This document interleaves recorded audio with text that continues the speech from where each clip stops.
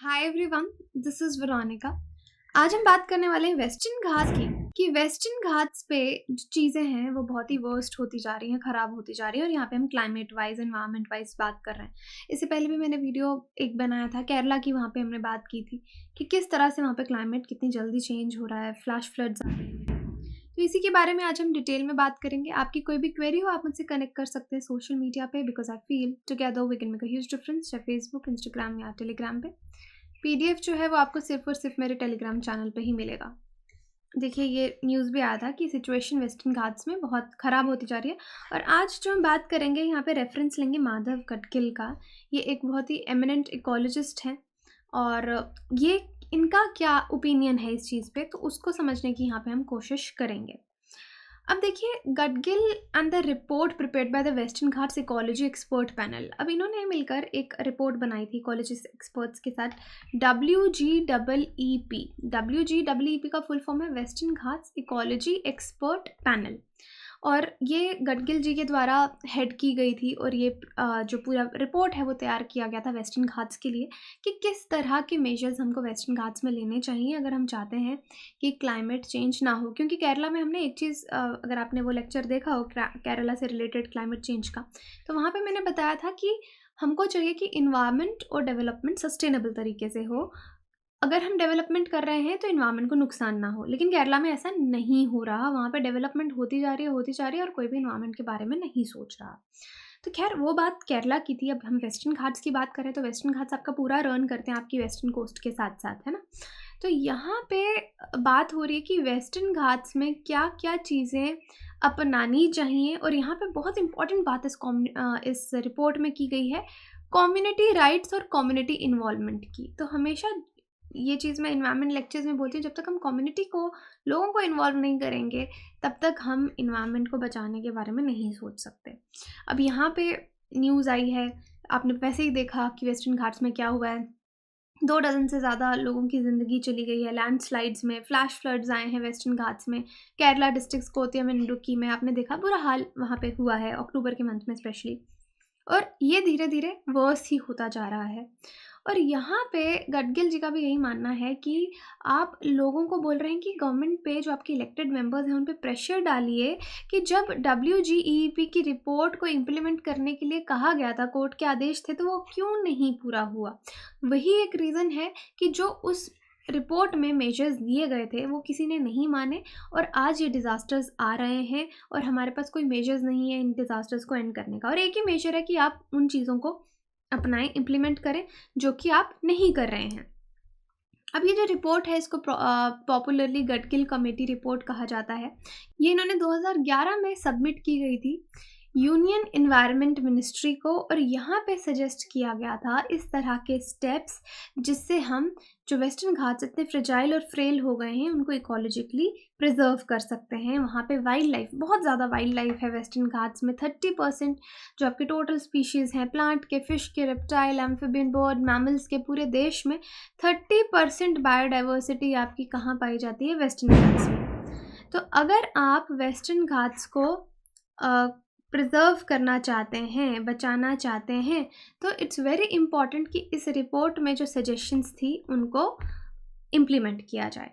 अब यहाँ पे ब्लेम किस तरह की एक्टिविटीज़ को हो रहा है, जो वेस्टर्न घाट्स का हाल है।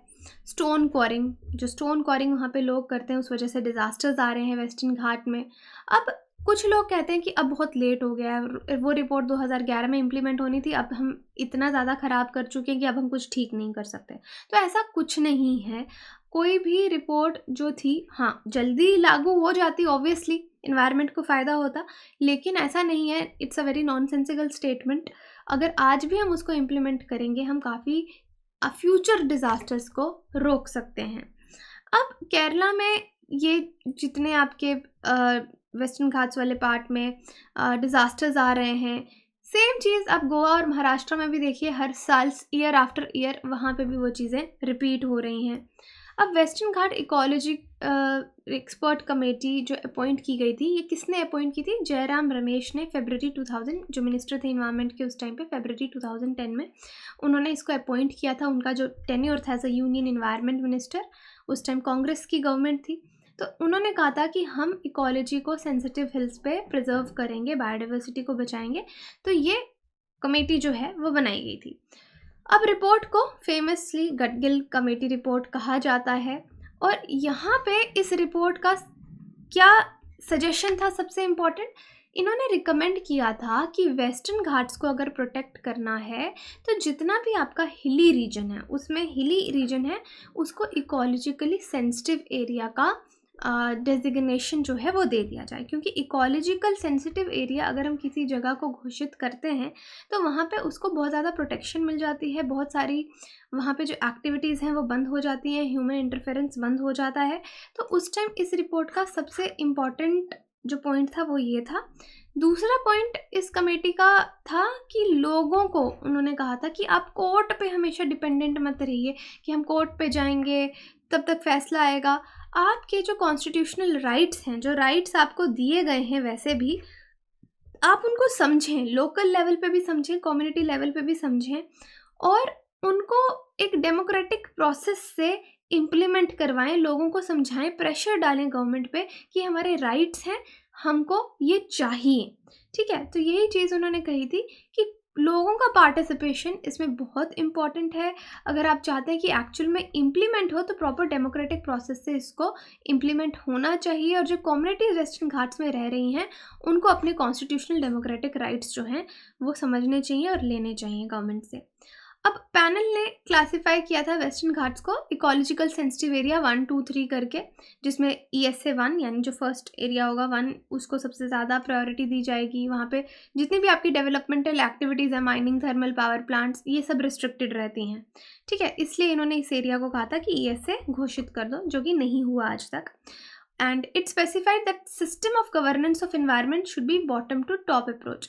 तो वो यही बोलते हैं बॉटम टू टॉप अप्रोच क्या है कि लोगों की क्या डिमांड है, लोगों की क्या ज़रूरत है वो पता चले, फिर ऊपर तक वो बात जाए और कोई पॉलिसी बन के, जो भी रूल्स बन के वो आए।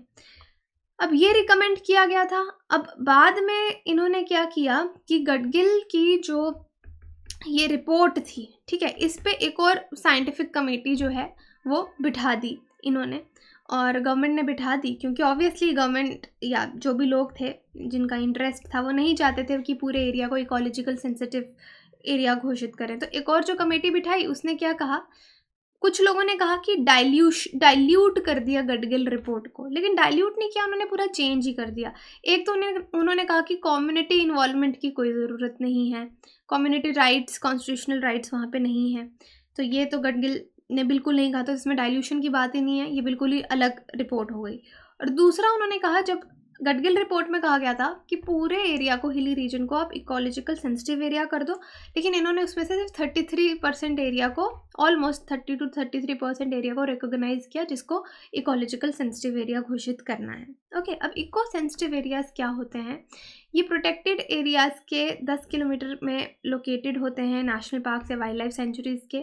इनको मिनिस्ट्री ऑफ एनवायरनमेंट जो है वो नोटिफाई करती है। बेसिक एम इसका यही होता है कि जो एक्टिविटीज़ है national parks, wild life centuries में जिनके नेगेटिव इम्पैक्ट्स होते हैं, फ्रेजाइल, वो इकोसिस्टम फ्रेजाइल जहाँ पे होता है, उनको रिस्ट्रिक्ट करता है, उनको रेगुलेट करता है। ठीक है, तो जो गडगिल रिपोर्ट थी उस पर इन्होंने जो कमेटी बिठाई थी वो थी आपकी कस्तूरी रंगन पैनल। ठीक है, कस्तूरी रंगन पैनल बिठाया गया था जिसने अपना रिपोर्ट सबमिट किया था इन्वायरमेंट मिनिस्ट्री को। हाँ, मैंने आपको 30 to 33% एरिया बताया, यहाँ पे 37% है, तो 37% एरिया जो है उन्होंने कहा कि सिर्फ उसी को आप प्रोटेक्टेड रखिए। और उन्होंने जो राइट्स हैं लोगों के उसको भी ज़्यादा इम्पोर्टेंस नहीं दी थी, लोकल कम्युनिटीज़ का कोई रोल उन्होंने नहीं दिखाया था। तो हमारे कॉन्स्टिट्यूशन के भी अगेंस्ट है, ऐसा गडगिल जी का कहना है।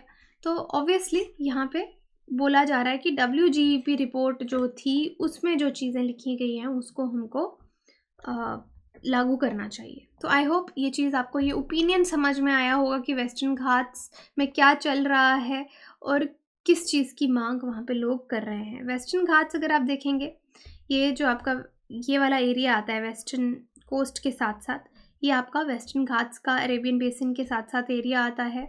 और ये जितने भी माउंटेन्स हैं यहाँ पे पाए जाते हैं, बहुत ज़्यादा बायोडाइवर्सिटी आपको यहाँ पे मिलेगी, एक तरह का स्टेयरकेस फॉर्मेशन है यहाँ पे पूरा। वेस्टर्न घाट्स 8 हॉटस्पॉट्स में हैं बायोलॉजिकल डाइवर्सिटी में वर्ल्ड के, और 6 स्टेट्स में फैले हुए हैं, गुजरात, महाराष्ट्र, गोवा, कर्नाटका, तमिलनाडु, केरला। और यूनेस्को वर्ल्ड हेरिटेज साइट भी हैं, one of the 8 hottest hotspots of biological diversity, क्योंकि यहाँ पे क्योंकि हमारे जितना फ्लोरा फाउना है 30% ऑलमोस्ट आपका यहाँ पे पाया जाता है। तो यूनेस्को के अकॉर्डिंग भी वेस्टर्न घाट्स हिमालय से भी पुराने हैं, इंडियन मानसून को भी इन्फ्लुएंस करते हैं। तो आप देखिए इसका बहुत ज़्यादा इम्पोर्टेंस है हमारे देश के लिए ऑब्वियसली, और इन्वायरमेंट के लिए। तापी वैली जो कन्याकुमारी की है, वहाँ से ये स्ट्रेच होते हैं, और फिर देखिए सह्याद्री 3 सेक्शंस में ये बंटते हैं। नॉर्थ वेस्टर्न घाट्स, ये आपका नॉर्थ वेस्टर्न घाट्स आ जाते हैं, ये आपके सेंट्रल वेस्टर्न घाट्स आ जाते हैं, बीच में नीलगिरीज भी हैं, और ये आपके बीच में साउथ वेस्टर्न घाट्स आ जाते हैं। वेस्टर्न घाट्स कॉन्टिन्यूस रेंज है ये पूरी माउंटेन्स की, आप यहाँ पे देख सकते हैं। अनामुडी हाईएस्ट पीक है वेस्टर्न घाट्स में, अनामुडी, ये आप याद रख सकते हैं। प्रोटेक्टेड एरियाज़ भी यहाँ पे बहुत सारे हैं, बीच में 13 नेशनल पार्क्स हैं, और बहुत से एरियाज़ को यहाँ पे प्रोटेक्टेड का घोषित किया गया है। तो अब यही बात है, वे फॉरवर्ड में आप यही बोल सकते हैं कि जो भी मैकेनिज्म्स यहाँ पे यूज़ हो रहे हैं, जो बायोडाइवर्सिटी को इफेक्ट करते हैं, उनको रेगुलेट करने की ज़रूरत है, कम्युनिटी इन्वॉल्वमेंट की ज़रूरत है, सिविल सोसाइटी की सपोर्ट की ज़रूरत है, और उसके साथ साथ पॉलिटिकल विल भी होनी चाहिए कि हमको जो वेस्टर्न घाट्स हैं उनको प्रिजर्व करना है। अब क्वेश्चन है आपके लिए, consider the following statements, the Western Ghats are higher than Eastern Ghats, Western Ghats are comparatively discontinuous in irregular hills, Mahendragiri is the highest peak in Western Ghats. तो आप मुझे करेक्ट आंसर कमेंट सेक्शन में बता सकते हैं, ज़रूर अटेम्प्ट कीजिए, या टेलीग्राम चैनल पे मेरे जाके वहाँ पे डेली 1-2 क्वेश्चंस डलते हैं, आप उनको अटेम्प्ट कीजिए, तो पोल में आपको सही आंसर मिल जाएगा। बाकी आप हमारी वेबसाइट विजिट कर सकते हैं, एप्लीकेशन डाउनलोड कर सकते हैं कोर्सेज़ की जानकारी के लिए। EMI पे ये कोर्सेज़ अवेलेबल हैं, स्क्रीन पे जो नंबर दिया है उस पर कॉल करके आप डिटेल जानकारी ले सकते हैं। Thank you so much.